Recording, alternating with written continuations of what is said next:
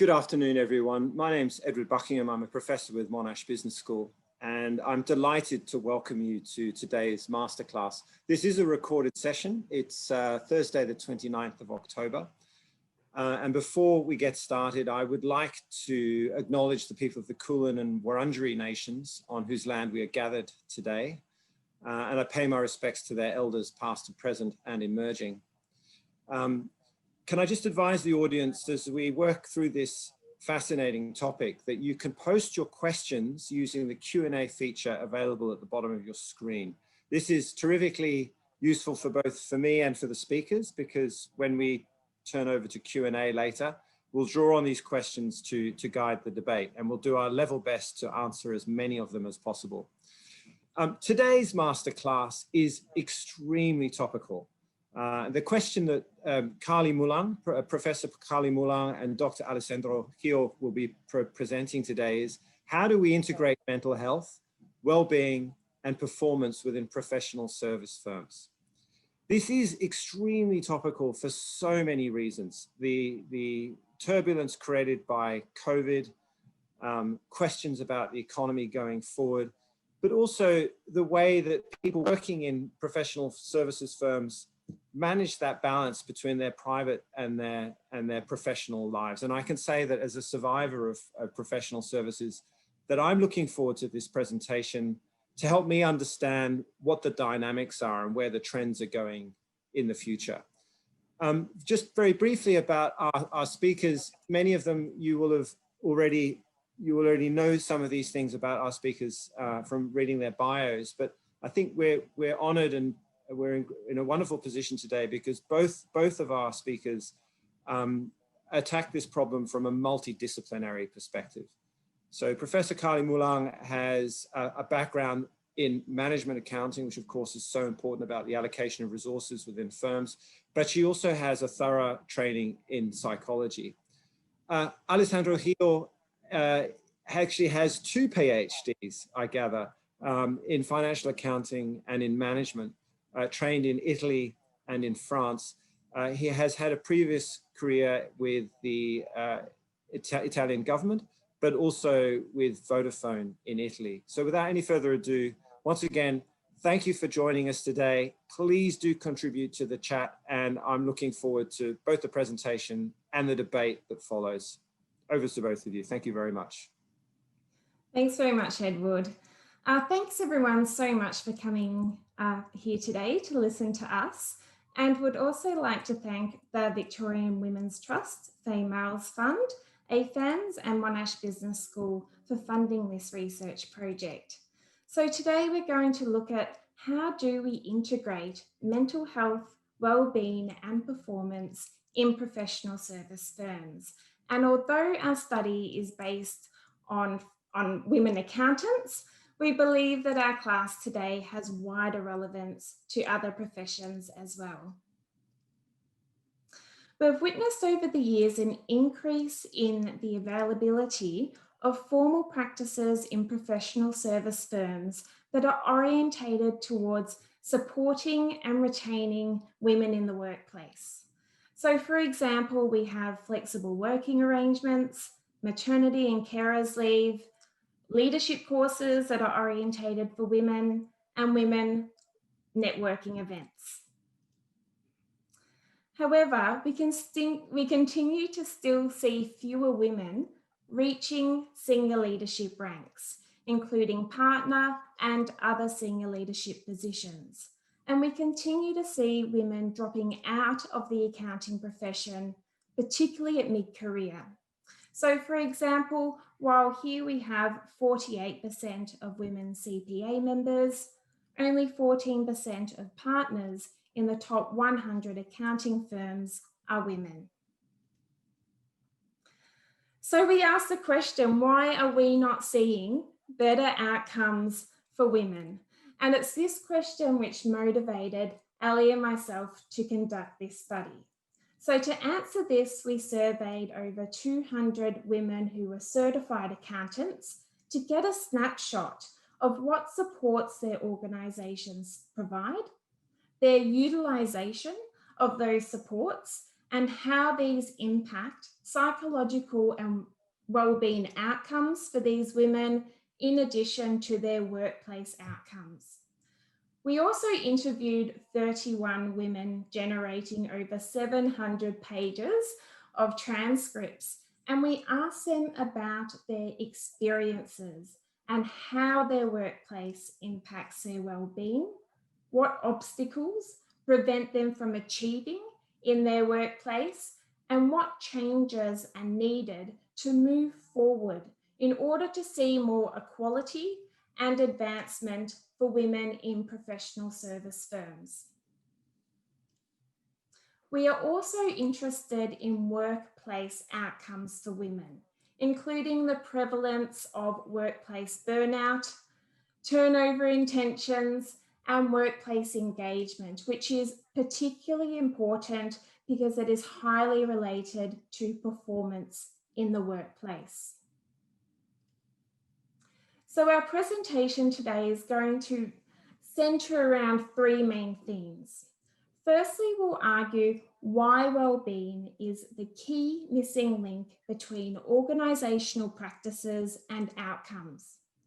We'll then look at the current wellbeing rates of women accountants, and we will identify 4 pillars of informal supporting practices that are essential for workplaces to invest in and develop.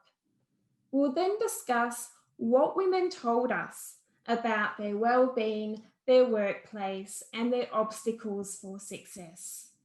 And then finally, we will identify what women want. So what workplaces need to do to successfully integrate supporting practices with better well-being and workplace outcomes for women. Ali? Thank you very much, Carly. So I will start the discussion with looking at well-being. And what we mean by well-being here is a composite measure built on emotional, social, and psychological well-being, which is a well-built measure. And we also look at resilience as a way to understand how women cope with stress in professional service firms. But why is it so interesting and so relevant? Well, what we found is that organizational supporting practices, such as those that Carly mentioned before, I'm sure that most of you are familiar with those, like mentoring, network groups, leadership training, maternity leave, coaching, and leave for carers, do not lead to positive organizational outcomes in terms of less burnout, less turnover, intentions, and more engagement. Actually, when we look at flexible work arrangements, something that all of us right now actually are experiences, but especially women in the past and until recently were more familiar with, well, women that were taking more advantage of this flexible working arrangement were also more likely to experience burnout. And this is quite shocking. And so we try to understand how can we address this and actually what is not working. And so we identify 2 answers. First of all, we identify the relevance of informal supporting practices. So those that are not set in policies or documents within organizations, but are part of the everyday life. And so we identify 4 pillars. The first one is autonomy at individual level, the autonomy to perform a task. Second one, psychological safety. So in a team level, how confident you feel to take risk, so-called interpersonal risk. Third, very important, is the support of the managers, the so-called supervisory support. How much managers support you in performing your job and your tasks. Fourth key element is the culture of the organization. So in order to really support women to flourish in workplaces, organizational culture has been key. So this is the first element to identify the relevance of informal supporting practices. The second one, the second missing link between organizational practices and organizational outcomes is well-being. So well-being, the development and the enhancing of well-being is key in order that organizational supporting practices can lead to less burnout, less turnover, and more engagement. So if we put all together, we found, yes, formal practices, what we mentioned already before, like network meeting, coaching is important, but it's just one piece in order to obtain better organizational outcomes. Very important is the development of informal supporting practices, such as psychological safety, leadership support, autonomy, and culture, which will lead to better well-being, and ultimately, women can experience less burnout, less turnover, and more engagement at work. And we also look a little bit what's going on by exploring our data on top of developing this model based on our data. So when we compare Big Four, so Big Four are four of the largest professional service firms, KPMG, EY, PwC, and Deloitte, compared to non-Big Four. So women in Big Four experience lower well-being compared to women in non-Big Four, as you can see on the left-hand side of the screen. Similarly, women in non-Big Four have higher resilience. So already we see quite interesting results. But then we look at the practices, well, the results speak to our model. So Big Four have much more formal practices. So on paper, they look better. So all the disclosure, they talk about having mentoring, having some flexible work arrangement for women. So actually it's much more developed, as you can see by the highest level on the left-hand side of the screen. However, when we look at informal practices such as leadership support, culture, well, non-Big Four are in much better position, showing higher levels.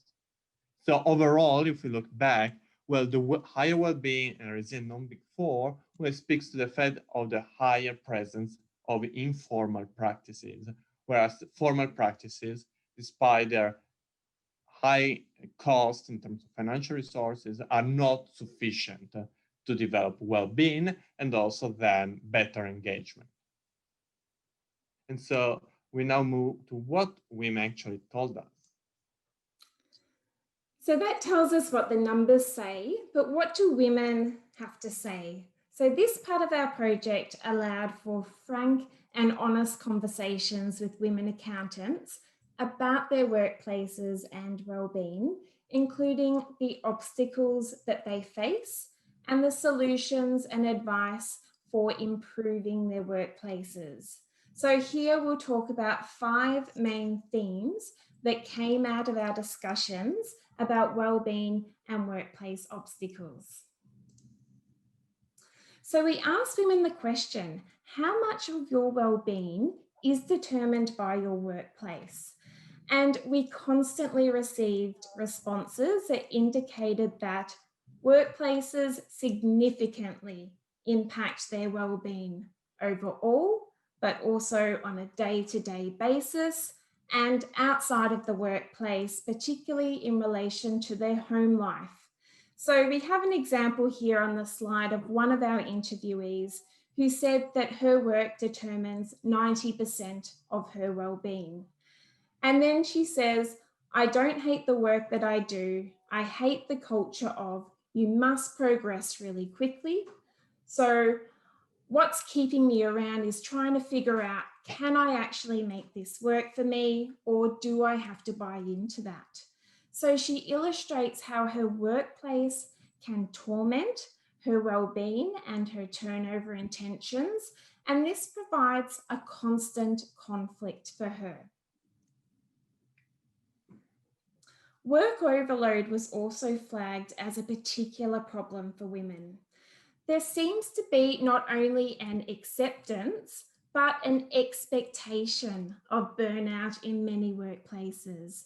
So burnout is not only just seen as normal, but it's actually expected in many instances. And this has resulted in some significant health consequences for women.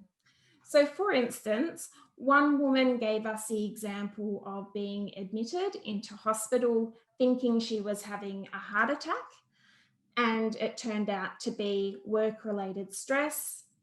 Another described the mental and physical decline she experienced by holding out to have her breakdown once she had submitted her work. And then another one told us how she was also hospitalized for burnout and needed iron infusions.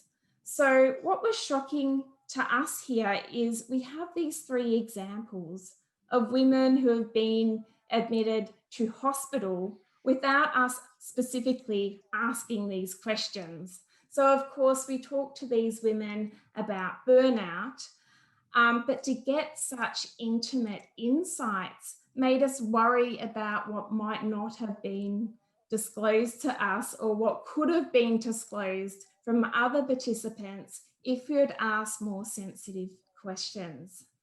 We started to ask these women, why? Why are you being burnt out?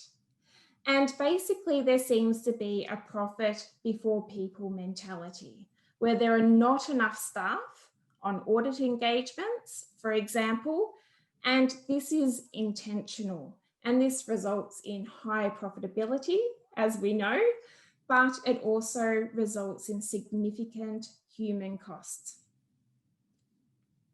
So one way of compensating for high workloads and burnout is addressed by some workplaces by offering what they call recharge days. So these come after times where there's been significant workload and only after the project has been completed. Knowing that their staff are being burnt out and not doing anything to help avoid that burnout in the first instance. So this type of practice really concerned us. And in trying to conceptualize what was happening here, we coined the term hypocritical well-being. So the message that workplaces are giving is, you know, you've worked hard, you're burnt out, have a few days off. But to us, this is showing us that there is an acceptance that burnout is happening and that is okay, rather than doing the harder and the more costly work of putting the health and the well-being of their staff first and identifying the workload problems that are costing their staff. We also found that there was a real contrast and conflict between the narratives in the organisation, particularly Big Four firms, accounting firms, in relation to things like well-being, diversity, and work-life balance. And we know that they have lots of policies and procedures in relation to these things. But the actual culture, the actual reality for women in the workplace is more one of high workloads and inability to take leave when they actually need it, such as at times of month end or when they're undergoing audit engagements. We have two issues here: the roles that women have in their workplaces and the price that women pay when they are a minority. So we asked women about the use of gender quotas for leadership roles, and there was a lot of acknowledgement that these are needed, particularly initially, because as we know, there is significantly fewer women senior leaders and partners compared to the gender split of male and female accountants. And there is a view that once this becomes the norm, then having more women in these senior leadership roles, then the need for quotas will disappear and hopefully diversity will become the norm. However, something else that came out in our interviews in regards to quotas is the types of roles that women get when they are in these senior roles. So for example, one of our interviewees told us that gender quotas are worked around, meaning that you have cases where there seems to be a typically fair gender split in a management team. But when you look at the responsibilities in that team, you still see stereotypical gender roles. So she gave the example of the HR person is female, the comms person is female, the risk person is female, but the people who are making the decisions in these teams are male.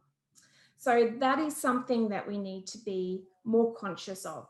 Women are not just wanting a seat at the table, they are wanting to have an equal voice when it comes to decision making. And we can see this also at the quote at the top of this slide from another participant.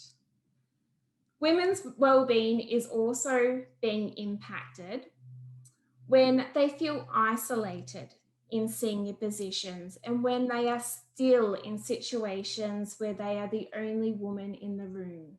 And this happens, unfortunately, it's not a rare occurrence. So when women are the only woman in the room, they face pressure to adapt their behaviour and they need to work very hard at monitoring and moderating their behaviour in these circumstances. And it takes them a very long time to be able to feel that they could bring their true self to the table.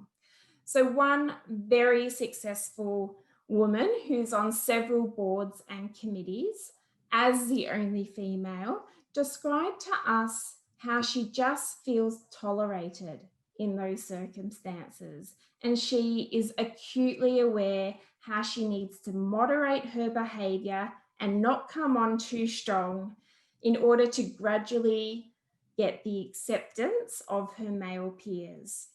So she said to us, if you come on too strong, it just gives them a reason to say, that's why we don't have women on our committee.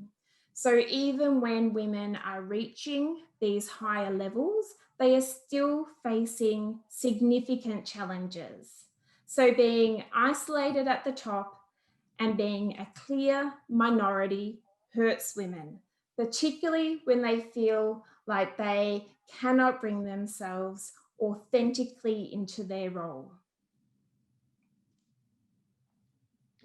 So, Carly, to conclude this presentation and before opening to the Q&A, Carly and I want the audience and everyone listening to this recording to have some takeaways. So what actually professional service firms and in general workplaces need to do better in order to integrate mental health, well-being, and performance. So what came out from our study is that culture change is key. We definitely need to change the culture in this competitive professional service environment, where always, very often, financial profit is put before human well-being. So the first point we identify is the responsibility for culture. So how we change culture is something that needs to be embraced and supported by the leadership position, the so-called managers and partners in professional service firms. We cannot expect to delegate well-being and better organization and less burnout to HR. It cannot be a human resource delegation. It is something that partners and managers need to model, need to set the tone at the top. And this is key in order to observe a change in the culture. Second, we need to end this conflict culture, this culture where it's fine that women need to pay and that burnout is acceptable, that we face large workloads and we can then pay them off later with recharge days or talking about well-being. We need to end this conflict, this conflicting culture between what's happening and what the policy in place. And this concerns also the work-life balance. So how we balance our professional and personal life, how we set clear boundaries between the two. And this is even more challenging nowadays with technological changes.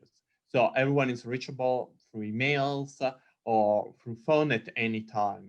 So one potential organizational decision could be to set hours or do not send emails or phone calls after certain hours, or deciding where to allocate those tasks. And then, of course, an awareness of the cost for competition. The fact that you have little time to achieve the partnership role, or you need to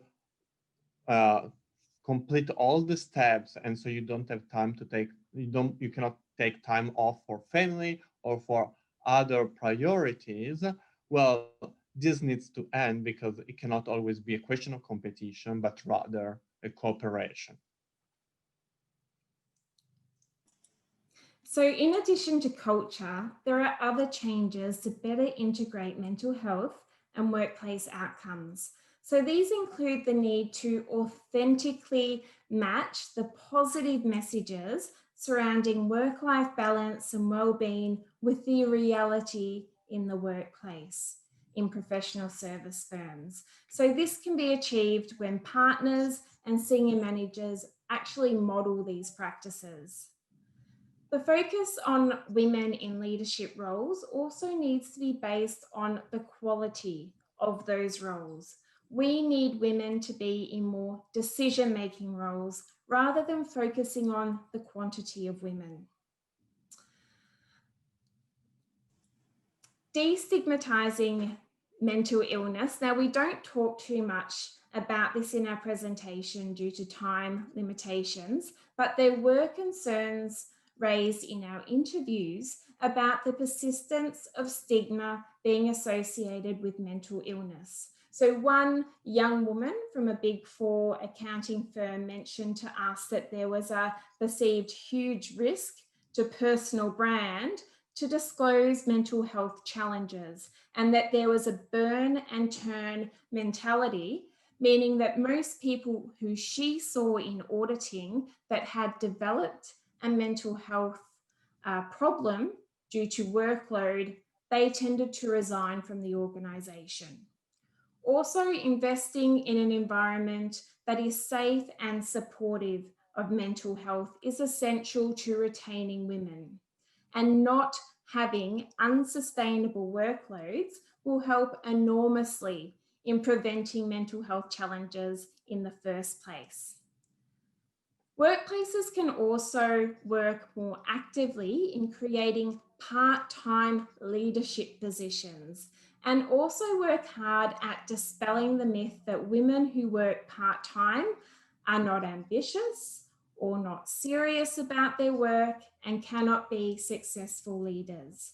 Not having such roles leads to an enormous missed opportunity for firms who are losing highly qualified women to more accommodating work environments.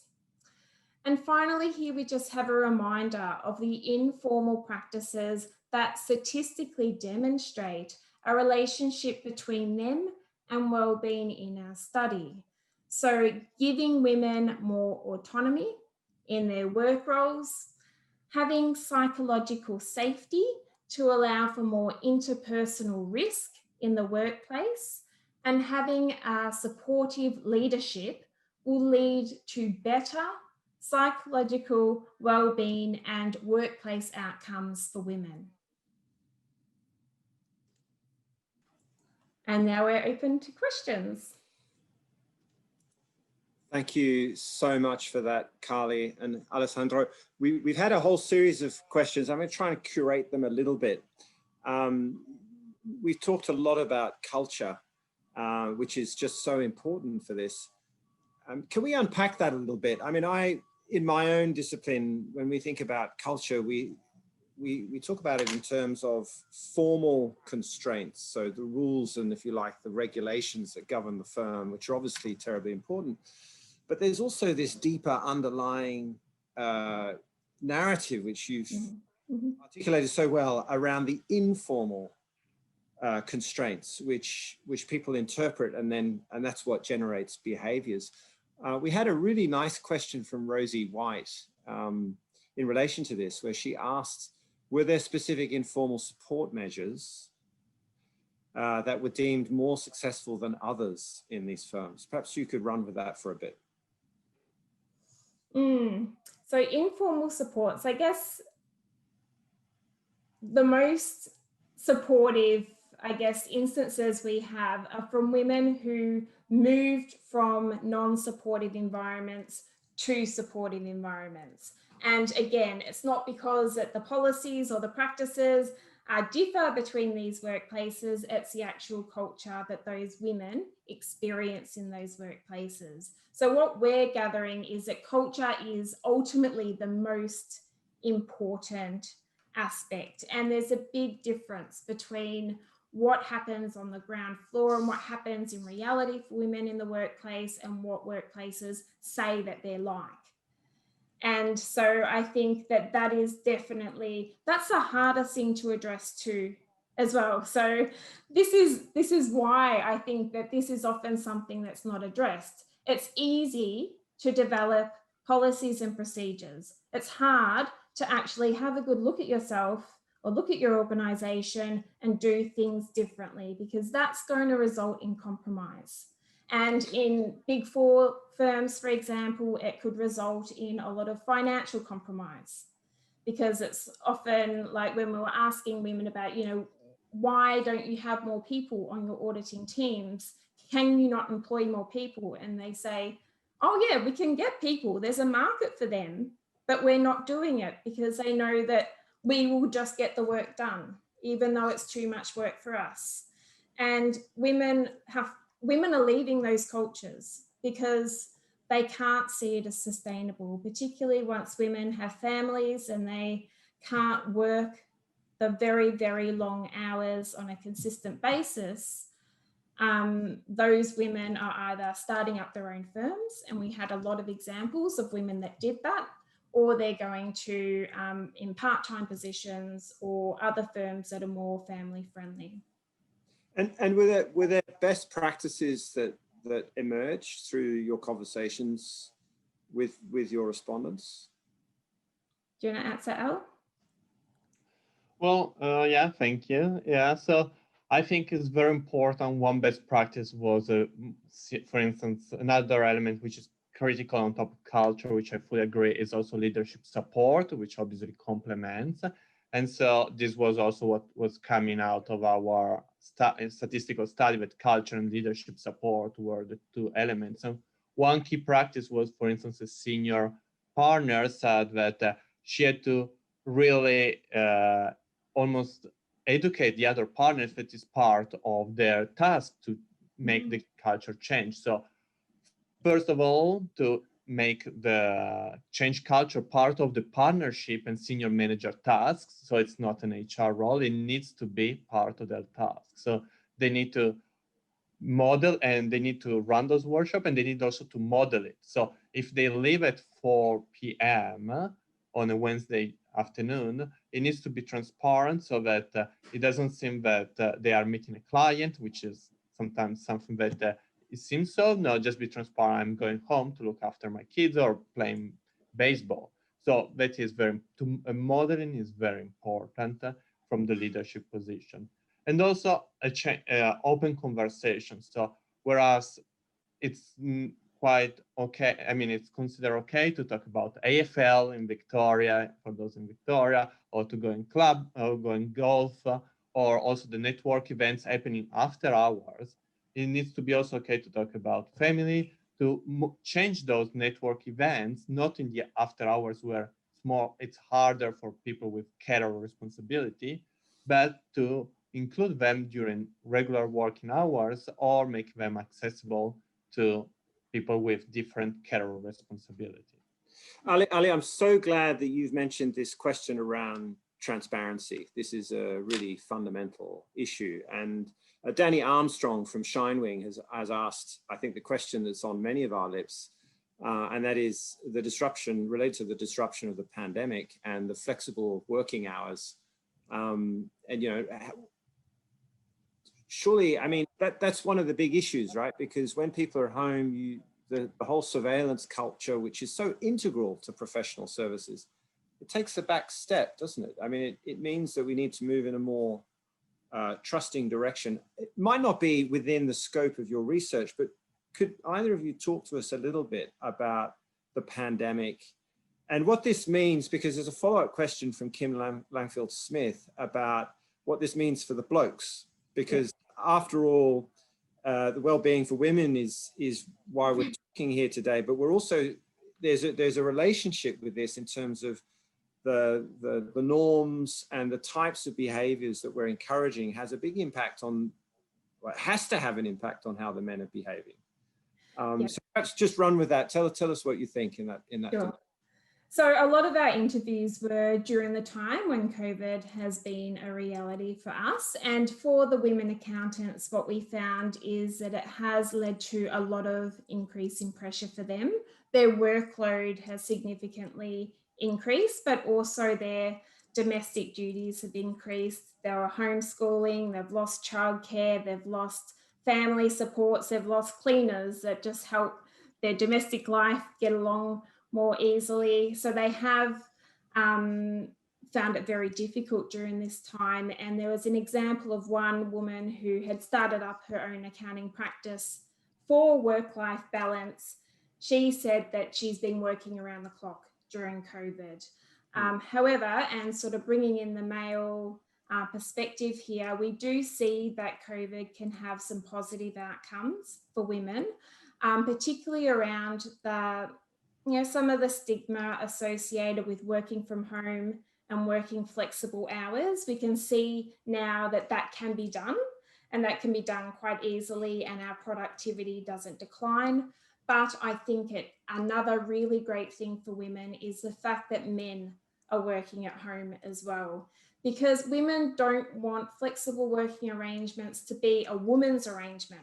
It helps them for it to be just a normal part of the culture of the organisation. So it is excellent for women to see men taking this on, men spending more time at home, because that helps women when they're putting their hands up to, engage in those sorts of arrangements. So yeah, we see, it's a lot of pain at the moment, but we see long-term gain for women as it becomes more firmly embedded in the culture of workplaces. So these locational constraints, that is to say, if we're both at home and little Johnny or Sarah or whatever comes with a question, I think there's still probably a tendency to go to mum first, but if we do this for long enough, we might find actually that there was a rebalancing there, and that could be terrifically helpful. Could you elaborate a little bit more on the point that you made earlier around conflicting culture? Because this ties into the question of change. Obviously, many of us want to bring about change, but there's a certain amount of inertia. How do we deal with this? And I think that this also gets back to what Ali was saying about, there's a culture in these firms where a lot of the responsibility for things like setting policies and procedures are delegated to HR. But if you're a woman in your organisation and you're thinking, gee, what's my organisation like in terms of flexible working arrangements or culture, or me having carers leave, I'm not looking at the policies and procedures. I'm looking at what I can see. I'm looking at other women taking these up. I'm looking at men taking up carers leave. They're the things that tell me what the acceptability of those practices are in the organisation. It's not good enough to sort of just have them there. They need to actually be embraced. And when you're looking at who's embracing this, you're looking at your colleagues, you're looking at senior women, and you're looking at partners in the organisation. So what really came out of this for us, and something that Ali mentioned earlier, is that senior managers and partners really need to realise they are the ones responsible for this. They are the ones responsible for setting the tone when it comes to all of these supporting practices being embedded in their culture. So some of them have the self-awareness, or many of them, we hope, have the self-awareness to begin this journey. But could you give us some guidance on how we might start this conversation with employers that are perhaps a little slow to pick up on the changes that are needed? Well, we hope those people came to our presentation and we invited all the women that we interviewed for that exact reason, for them to invite these people along, or at least perhaps help to distribute this information afterwards, because they need to be aware of that, and to be aware that there is like science behind this. There's research behind this that is showing what is actually going to lead to better outcomes for women and lead to better workplace outcomes. And to focus on those informal aspects, that's hard. These are hard jobs. And so they really need to be willing to have a good look at themselves and be willing to change a lot of the things that they do, and willing to accept potential financial losses in that process to be more effective in supporting their women workforce. Does that answer your question? I think it's a good start. I think many of us are going to have to reflect on that ourselves. I think much of this discussion fosters a period of reflection, but in fact, we need to go back and figure out what our individual strategies are going to be to make this change. There's a really good question from Veronica Barbetta around work-life balance and flexible work. And I'm going to interpret this a little bit more. We've talked about the formal and informal norms within the firm. And obviously that's been quite well articulated by your respondents. But it's quite possible that we end up in a situation, and then there's a later question about this, where in fact, the boundaries between the firm and the home life become so horribly blurred that we struggle, in fact, to draw a line. You know, doing classic one, universal, doing your emails in bed, not a good thing to be doing. But it strikes me that the doors have been opened way wider now for a fuzziness, if you like, between the boundaries of work and the boundaries of home. How are we going to navigate this? I think that this is particularly hard now in COVID, but Ali and I asked women this question, particularly the women that had suffered burnout, which was, you know, a lot of our interviews. We said, how did you overcome burnout? And that was one of the key things that they told us. They said, I had to put strict boundaries in between my home life and my work life. And that is hard to do, particularly if you're a diligent employee. But they found that the consequences of not doing that were mental, and they were physical, and they were serious over a long period of time. So that is the advice that is what these women have been telling us that they had to put in place. And since then, they found that they had much better work-life balance, much better physical and mental health as a result. I've got a pretty heavy question here, but it's been so extensively written that I feel I should read it.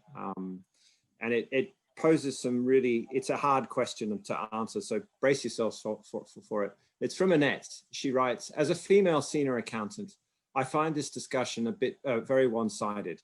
Men burn out too. Further info provided here, very one-sided. We only hear about the women going to the hospital due to burnout.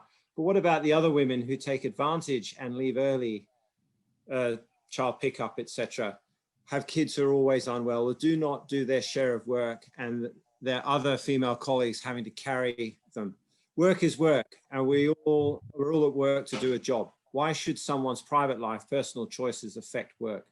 Further, I'm all for promoting females into executive positions, boards, etc., but that must be based on merit and capability, not simply because she is a female. Did research cover anything about women taking advantage and abusing the workplace? So this is the classic free rider question, which we encounter frequently in in our research. Mm-hmm. How did you handle it? I think that there is still stigma associated with women who have children and caring responsibilities, and it's reflected, I guess, in that comment. And what women told us who were those women who had to lead meetings, who have sick kids or whatever, is often that workplaces don't see what they do when they're not at work. So presenteeism, being in the office, doesn't mean that they're working effectively. Not being in the office doesn't mean that they're not doing meetings late at night, doesn't mean that they're not, you know, doing all their emails and all those sorts of things. So I think that there is still a stigma attached with women who have other responsibilities. I'm just looking at your comment with the men.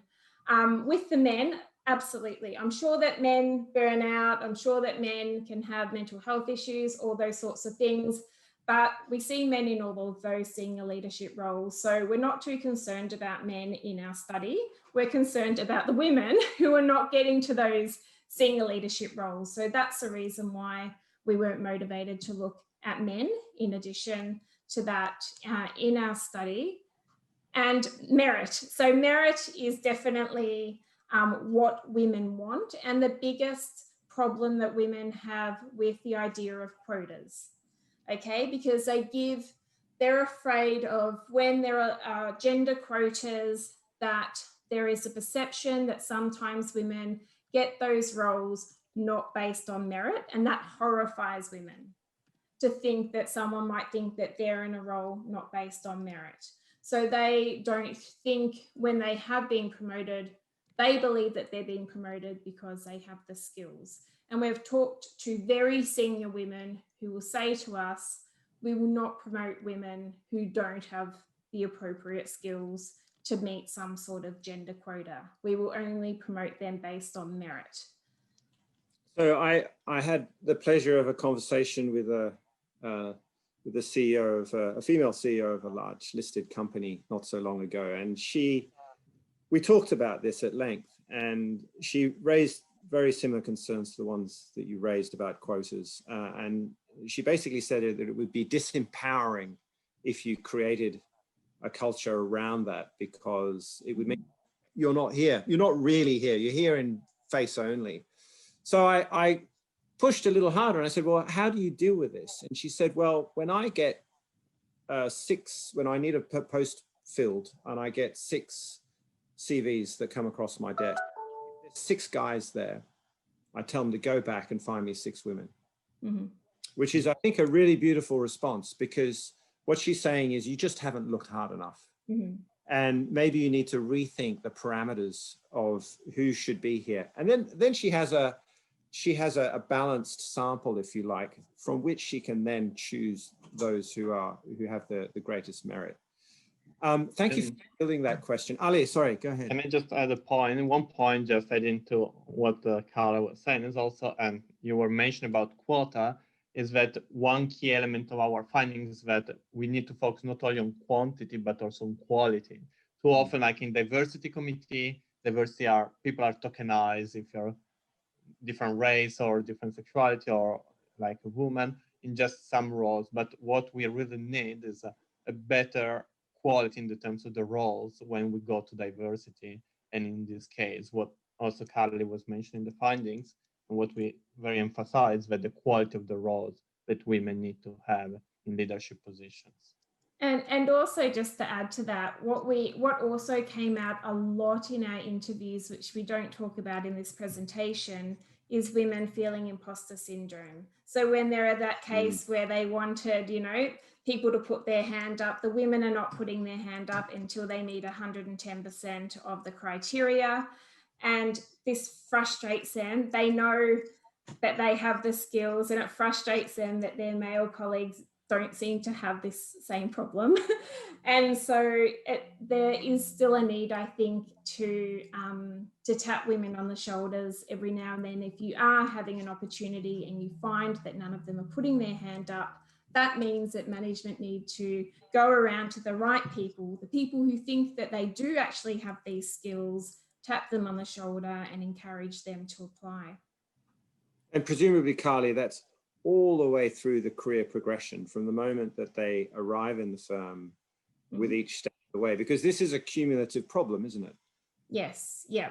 There's a lot of problem finding senior women to fill executive roles because they've been reduced from the population earlier on. There's a selectionism here as well.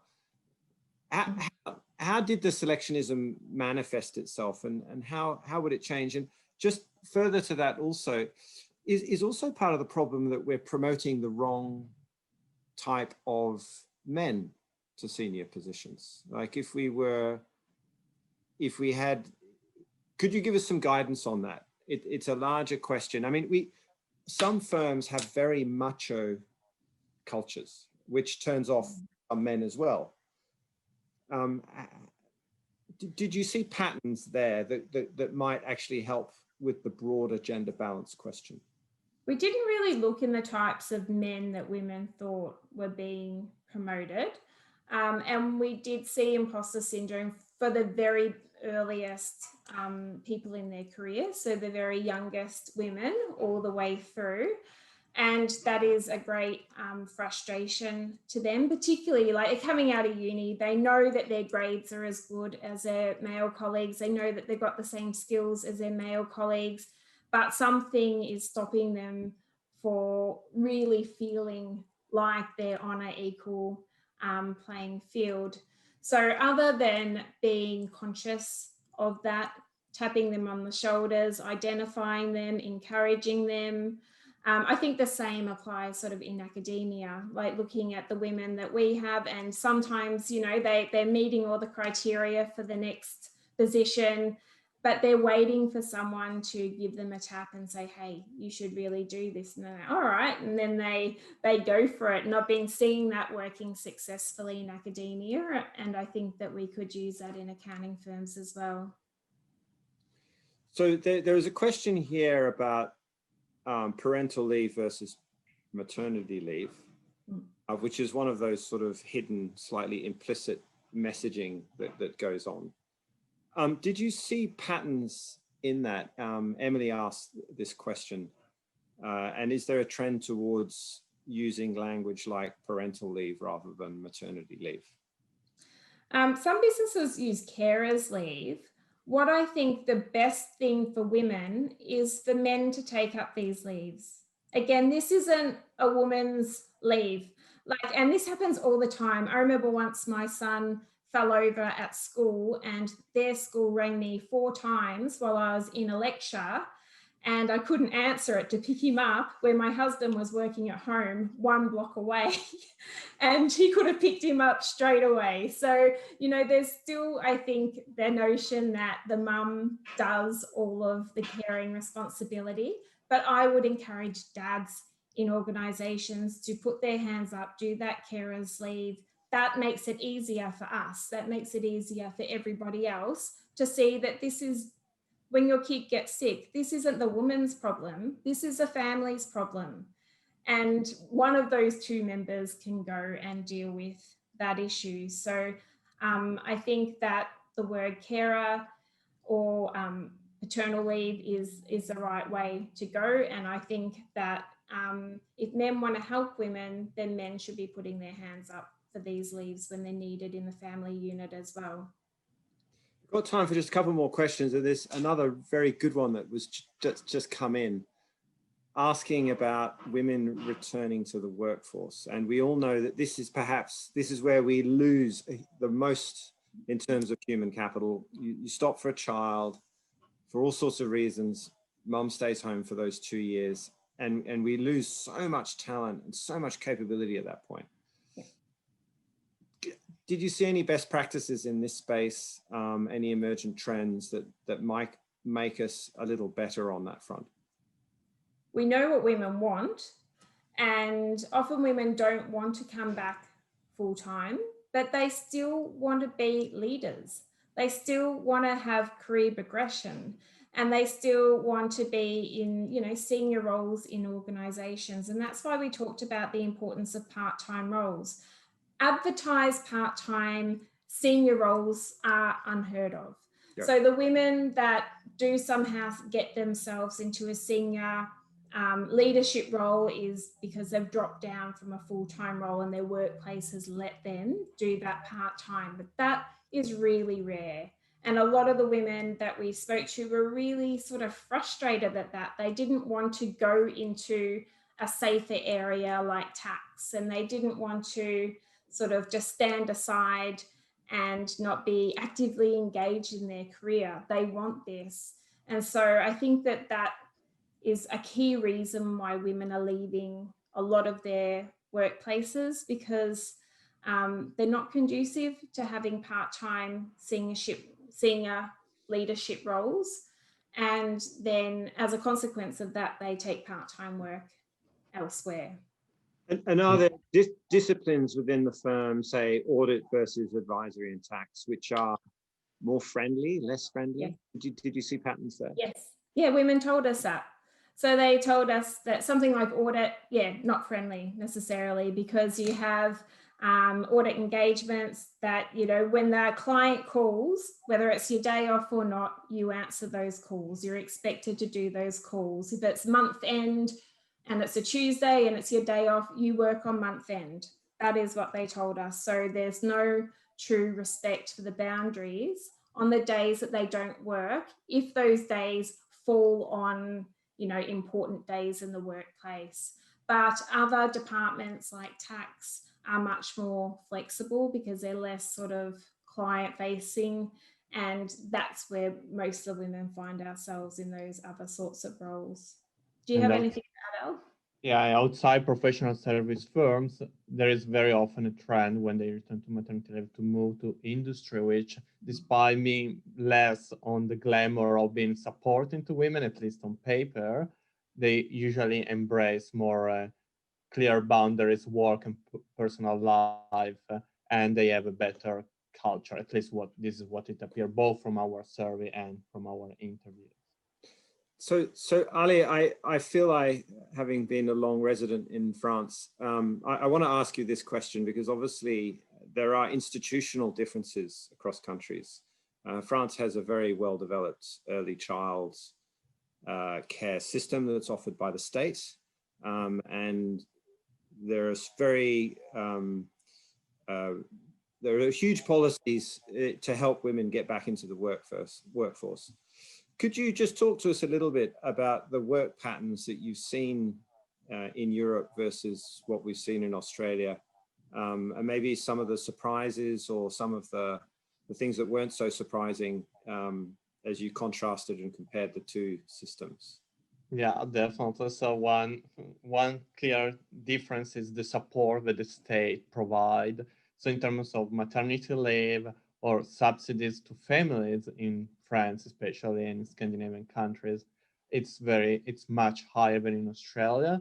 So, and both parents can obviously take that, which is fully paid of your salary, usually until 8 to 9 months after the kid. And also even incentives as in terms of retirement. For instance, in France, for each kid, they used to recognize 3 years of retirement. So you could retire 3 years earlier. And so this was part of the incentives also to support women in their workplace and recognize also the huge burden that they could face. However, it's not all gold, because there is also other research by colleagues from HEC Paris, which shows that also in professional service firms in France, there is the so-called motherhood tracks. So similar patterns where women tend to, when they go up, if they remain in professional service firms, they tend to move to tax department. This also happens in Australia. So in general, there is more support, but the issue is that these globalized, especially those globalized professional service firms like the Big Four, have this embedded competitive culture, which is a bit the same all over Western countries and more globally. So it's something that actually, both at an institutional level and at individual level, we need to fight if we want to prioritize well-being and also reduce turnover and reduce burnout and also increase engagement at work. Because these are, at the end of the day, costs that affect companies, because you need to hire new people, train new people, and you don't have diversity of views, and so you remain with a mono views, which clearly it's much other research, a lot of other research shows that affects negatively your performance. Ali, those are terrific points to end on. I'm going to put in a little request to both of you. The first is, can you tell us when and where this will be published? So I know that's a harder one to answer, but people have been asking. And the second one, because you touched on it, this question of superannuation. I know you're interested in it. I would love to hear more from you about the superannuation system and women in the workplace. And because it's very clear to me, having been back here now for 5 years, that women really are not being treated as they should be in the super system. So on that note, could you tell us a little bit about your plans for publishing, and then we should wrap it up. So what we can do is we can put our email addresses on the screen there, and we do have an academic working paper that we're just getting ready to send off to a journal in a few more weeks. We're happy to send people our working paper. We also aim to write a piece for the conversation, which is about our study as well, but from a less sort of academic perspective, which is what most people will probably prefer to read.